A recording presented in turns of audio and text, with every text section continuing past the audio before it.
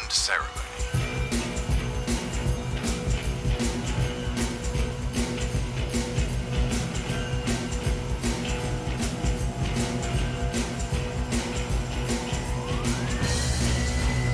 Here we take a look at the results of the challenge, which consisted of a scramble takeoff, running a course, shooting at a target, which was pretty much just a building, and then doing a coming in hot landing. We have lots of fake people turning up to see the helicopters arrive, and the first one to show up is the Huey, the UH-1H. I found this to be a really fun helicopter to fly. It's the most iconic, it's the oldest of all the five. To me, that's pretty impressive with what it can still do today, and it can still pack a powerful punch with what it's got. It can hold up to 4 miniguns, a small selection of rockets, but still, everyone knows this helicopter. It's a very popular helicopter when it comes to movies. It's in so many movies. So there are lots of scenarios you can try out and compare to from your favorite films. At the same time, it's one I'm slowly getting a tighter grip on, but you really do feel cool when you fly this thing well. I love it.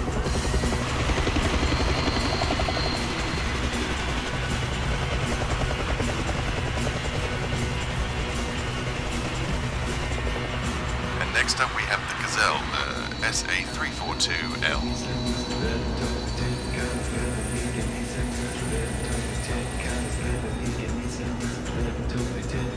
This one's a bit crazy. If all the helicopters were fighters, this would be the Ninja. It does have some flaws, I'll bring those up when we go through it, but it's still a really nimble aircraft. You can have a lot of fun in it.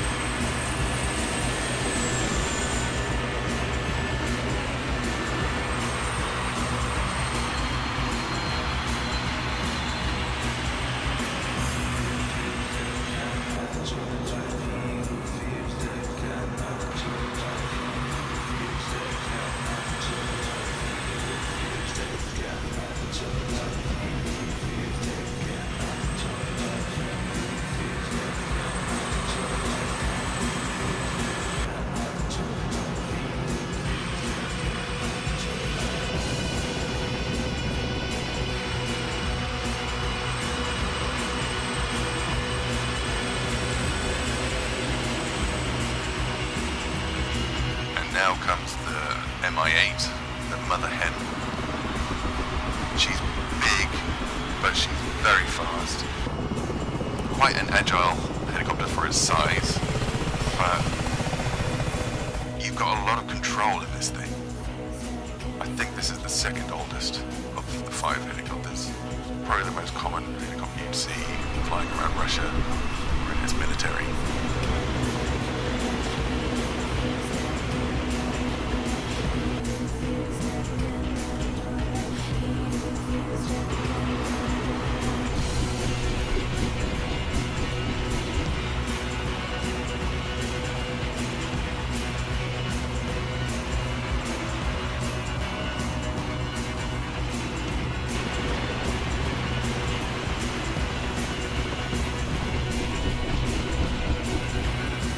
Black Shark, KA-50. Now this is a bit like the Terminator, I'd have to say. It's a single pilot attack helicopter with everything you need at easy reach. It's very calm and calculated with what you can do with it. When it comes to the flying side of it, I guess a lot of the control comes from not having the tail rotor. You can have twin rotors on top. It's witchcraft how those rotors work together. I just can't, it boggles the mind. It's another helicopter I had very little knowledge on before getting into DCS. And it's the baby of the bunch, being the youngest. I don't think it really came into action until mid-90s or early 90s, something like that.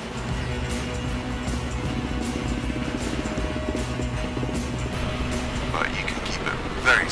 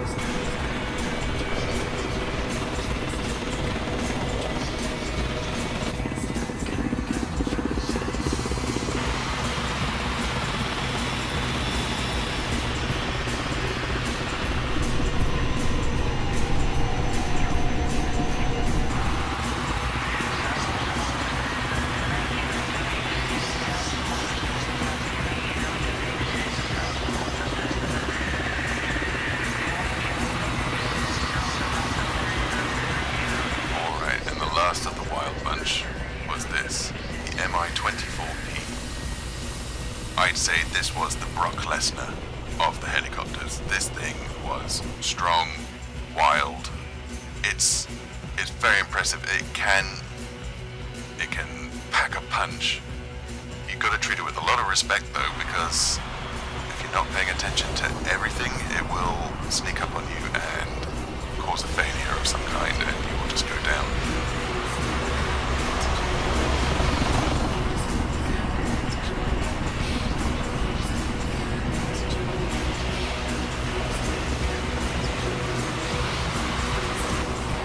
But when you've got it on your side, this thing is a beast. It's a menace. And I think it's going to hold some fearsome points for the competition.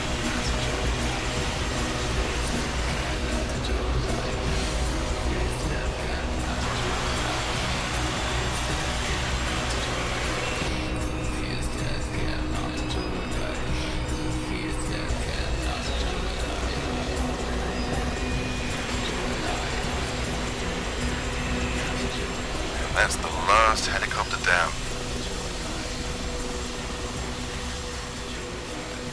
We'll begin going through them. First up in the challenge, it was the scramble test. The scramble test was to see which helicopter could start up their engines and take off the fastest. In first place, amazingly, it was the Huey with 1 minute 31. 10 points. Followed by the Gazelle with 1 minute 59. 8 points. And third place was the MI8 with 3 minutes 17. 6 points. KA50, fourth place at 3 minutes 23. 4 points. And the High 24P came in last place with 3 minutes 49 seconds. 2 points. And then the actual takeoff performances. First place has to go to KA50. It was most steady and controlled. 10 points. Then next would be the Gazelle, 8 points. followed by the UH1, 6 points. and then it started getting wobbly on the MI8, 4 points. and the MI24 had the wobbliest start. 2 points. Next up was the course times, or the lap times. So, in last place, the Huey came in with 2 minutes 46 seconds, 2 points. followed by, surprisingly, the KA50. I was expecting this one to do a bit better, but that came in with 2 minutes 25. 4 points. Then the Gazelle, 2 minutes 12 seconds. 6 points. Amazingly, the MI8 did a great lap with 2 minutes and 6 seconds. 8 points. But the one that smashed it was the MI24P. Got it under 2 minutes with 1 minute 59. 10 points. So how did they do in the cornering?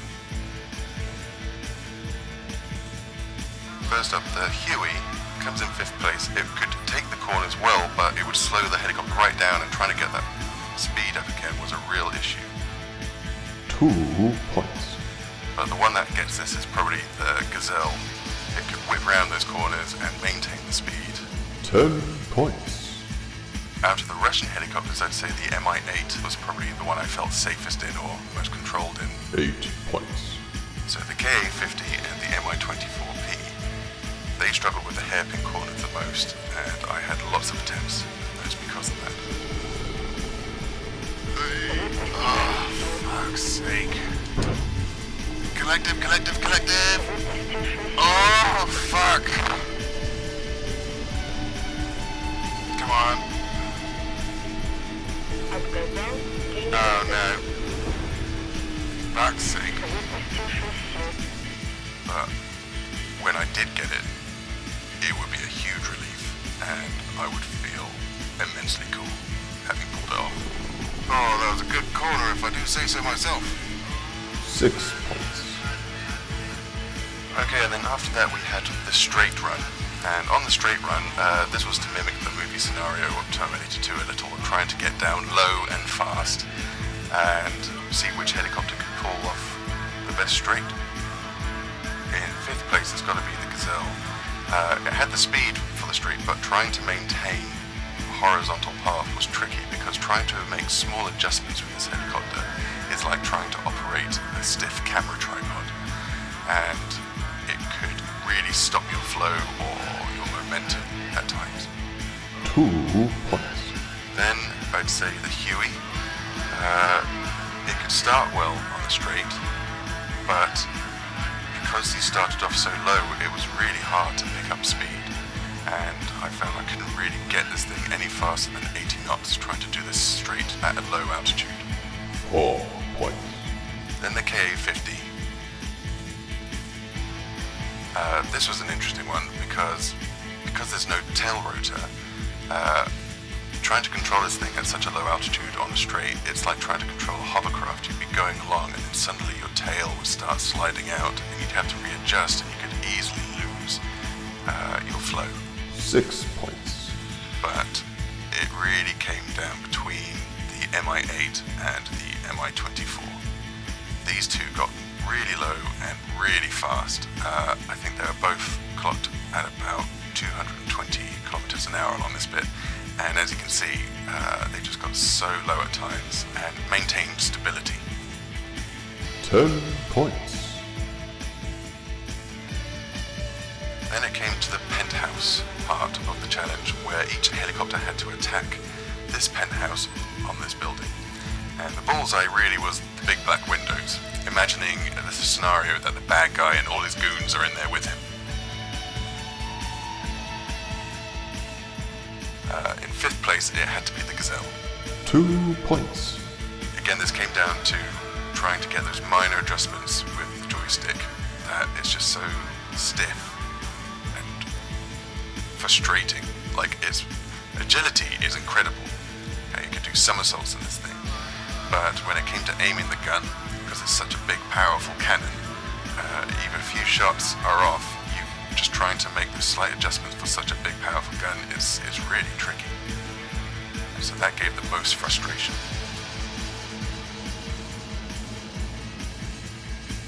And then when it came to rockets, well, the first rocket missed the building, so that kind of says enough. It may have missed. Next up, I'd say it was the UH-1, and the first rounds with the dual miniguns missed the building, but then got some good fire on the windows and the balcony. So I imagine that would have done some damage in this scenario. But trying to keep this thing steady to a hover, I haven't mastered yet. That caused some issues for the challenge. When I used the rockets, I think I used them on the wrong side. I used them all on the concrete wall on the side, so I don't think that would have actually done a huge amount of damage. Fire. Which looked cool, but for the scenario I had in mind, I think that would have just scared them out of the building. 4 points. And next up, I'd say the MI-8. It got some good fire with the quad miniguns that shoot 7.62 rounds. That would have done a lot of damage, and I think out of all the helicopters, it got the most rounds on the target. And then I had the slight larger cannons, the dual, I'd say 50 cal equivalents. They did a bit of damage. And finally, with the rockets, I think I was shooting 2 or 3 pairs at a time. And so that blasted all the windows. 6 points. And then up next we have the KA-50. Now what's special with this is that we have the targeting system, so essentially I could lock on with the eyepiece and I could look out the window for the view and pull the trigger and I'd still hit the target. That's what was incredible with this helicopter, was that I don't think I missed any rounds. Every round hit this target. And with the rockets, it was just a pair of rockets, but it set a whole building on fire. It was a big fire, which was a first for the whole challenge. Based on the damage, it gets the full 10 points. 10 points. And then I think the MI-24P, yes, it's got the twin barrel 30mm cannon. The rounds were dropping significantly, but all it took in the end was one single rocket, and the building was down. 10 points. And then up next it was the coming in hot part of the challenge. This was landing on the yellow line between the Apache and the Chinook as fast and as cleanly as possible. And in 5th place we have the Huey. The UH-1. I thought I had it, but then the tail went out and I had my nose over the line, but the helicopter in the end was pointing in the wrong direction, so that kind of got the worst landing out of the 5. 2 points. Then it was the Mi-8. Usually I'm really good and steady with this helicopter, but I think because of the challenge, I may have been rushing a bit. And as I got closer to the line, I could feel the helicopter dropping a lot faster, and I thought, oh god, I have to put it down quickly, and I kind of rushed it and smashed my tail on the landing. 4 points. Then it's the Gazelle. The Gazelle had quite a soft landing. It wasn't hugely accurate. It was off to the right from the yellow line, but in terms of whiplash, no whiplash. 6 points. Then in second place it'll be the Mi-24. That landed pretty much on the line, which I was happy with. 8 points. But in first place it's the Ka-50. It was so stable and controlled, and the touchdown was really, really gentle. 10 points. So at the end, the scores are looking like this. In 5th place, we have the UH-1 with 30 points. In 4th place, it's the Gazelle with 42 points. In 3rd place is the Ugly Duckling, the Mi-8 with 46. 2nd place with 48 points is the Mi-24, which means in 1st place the Ka-50 with, coincidentally, 50 points, making the Ka-50 the winner of the first helicopter challenge. So thank you for watching, and hopefully you'll find out what this is all about. Stay on target, stay on target. God. Oh god, oh god, oh god! Thanks again. See you next time.